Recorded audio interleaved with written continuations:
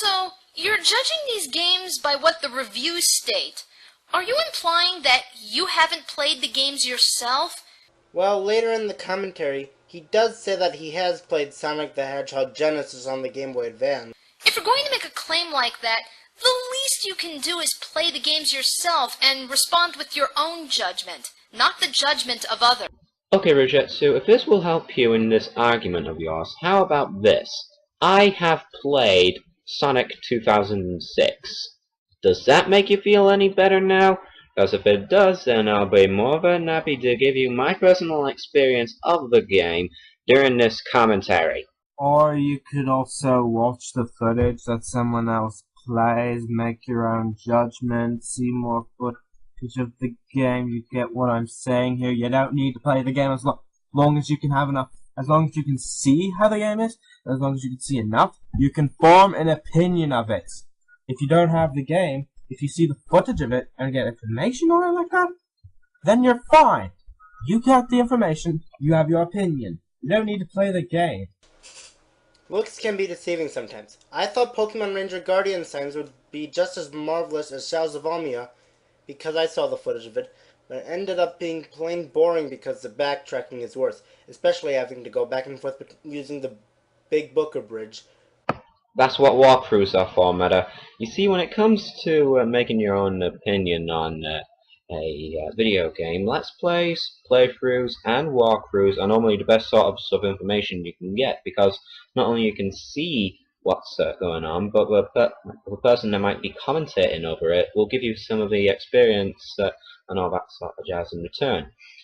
When it came to Resident Evil 5 when it was out, I had no idea it came out, and that game got me back into the Resident Evil franchise. But I didn't risk of buying the game off by heart just so that I can play it out of sheer luck. No, I watched a walkthrough of it first by a guy known as Buffy Rocks, and then I bought the game, knowing that what I saw I liked. Playing the game in return, I liked it. So it's best to normally look up a playthrough, walkthrough, or let's play before actually looking at a full game entirely. Which takes forever. The signs take forever to draw. The male character doesn't really look cool. Oh god, now he's complaining about character design. The past missions are annoying and repetitive, etc. Granted, I have heard a lot of bad stories about Hotel Mario, Crash of the Titans, Banjo-Kazooie Nuts and Bolts, and the Zelda CDI games, and of course, Sonic 06. So I'll never get those games. So, you to a certain extent are right that you can sometimes judge a game before you get it. But Roshetsu to a certain extent is right also in noting this.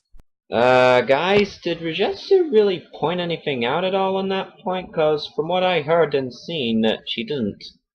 Okay? Seriously. And they're gonna throw in a giant hissy fit later on once you see the truth. I do agree that they overreact, but I'm going to say my counterpoint when we get there. This ignominy of the universe needs to be buried in the darkest region on Pluto. Just like this. I think it's obvious that you find this review to be pretty pointless. So what's the point of you even saying something like This is something I found out with this video and the rest of the video.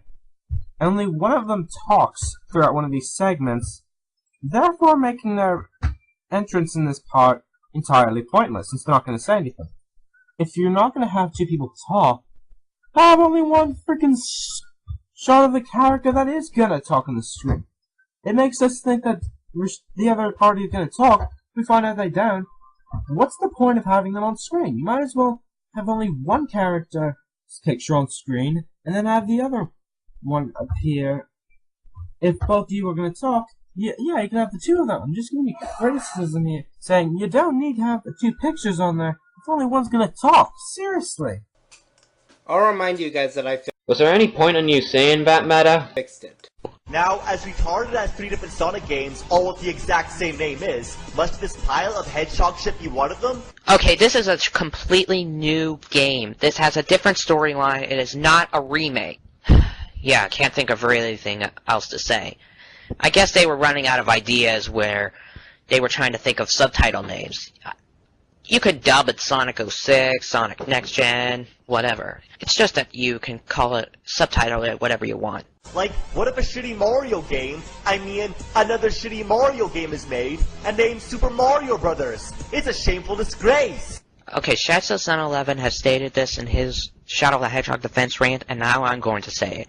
One game will not kill an entire franchise. Mario does have his fair share of bad games, alright? That's something the Mario fans... I agree with you on the whole one game will not kill the franchise thing. Whether one game will kill the franchise or not is a matter of opinion.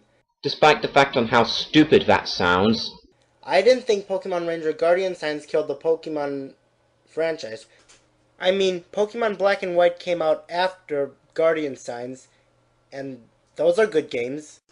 I still thought that Guardian Signs killed the Pokemon Ranger side series. Wanna know why? Please go back to an earlier point in the commentary. But your Mario comment was not needed. Wanna know why? Let's listen to what the game dude said again. Like, what if a shitty Mario game, another shitty Mario game is made and named Super Mario Brothers? It's a shameful disgrace! If you listen closely, he said another shitty Mario game, implying that he recognizes that, yes, a bad Mario game exists out there. In fact, not one, but 3. Hold on, can I listen to what Chief Shadow said again? One game will not kill an entire franchise. Mario does have his fair share of bad games. He said fair share! Fair share basically means more than one. So that means that if you say fair share, that means you're including more than one game, since he said that. So Jetsu, how the fuck were you so deaf to not even hear that? And this will not be the first time that you imply that he is a Mario fanboy. Pay attention to what he's saying before you make a response. I could say the same thing about you, Jetsu, not being able to hear that he said fair share. This way, you avoid making such a silly mistake. Now, back in the days, Sonic and Tails were the fucking shit. They were Sega stars and the only ones that rocked. Are you counting out Knuckles and Dr. Robotnik? Or Eggman, as whoever you like to call him? They appeared in the earliest Sonic games. Perhaps he neglected to mention them because maybe he felt that they didn't suffer as much as Sonic and Tails did in Sonic 06. It's not a matter of forgetting about them, it's a matter of opinion, which despite what you said earlier, you're kind of showing that you're not respecting it. Again with a fucking bullshit excuse that is known as the opinion excuse. Sorry guys, but I'm gonna have to go with Chief Shadow on this department. Why? Well, he just plainly said it. If you're gonna include those guys, you might as well, as part of your childhood, you might as well include the others that appeared in the childhood games as well. I mean, not saying that you like the Spyro the Dragon and Soniac games and you like Spyro, but disconnected guys like Sergeant Bird, Hunter, Sheila the Kangaroo, and everyone else. Everyone else? Now, how does all the Sonic characters suck? Really? Get into detail. Why do the characters suck? Now Sonic's all stretched out like Gumby, and Tails' tails are too big, and they're barely attached to his body. What happened to these? Oh, god damn it, we got ourselves another Knothole resident. Isn't that Realm Wars' gag? Yes. Yes, it is. Despite the fact that Shatso711 and GST Superworld uses it. Seriously guys, in all honesty, that argument right there was complete utter bullshit.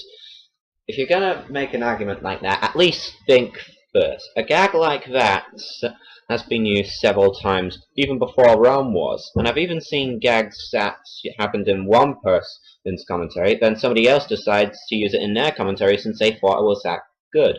So, yeah. Oh, and Regetsu, I would like to point hypocrisy at you, since Supersonic 407 used a clip in his very first commentary when he stabbed himself. You used the very same sort of effect when you stabbed yourself when you were doing a commentary on Joshua8428 on his commentary on Supersonic 407. So hypocrisy towards you. A facepalm and buzzer doesn't mean that it's Realm Wars' gag. I've seen the facepalm done on countless other uses even before Realm Wars. Ever hear of Optimus Prime? Yes, the buzzer and facepalm are his gag, but it doesn't mean it's copyrighted. So, that kind of defeats the argument. Also, you know what? I'm getting fed up of looking at this. I don't think you guys should put up with it. So what I'm going to do is, every time that only one of them talks on the screen, I'm only putting up the picture of one of them, not the both of them, because it makes it really, really annoying.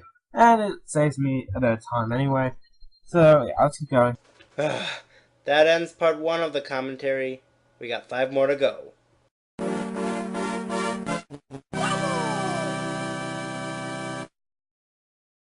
Okay, that was completely pointless. Oh well. See you in the next part, guys, and until then, have a nice nightmare! Oh wait, I can't say it yet, it isn't the end of the commentary. Damn.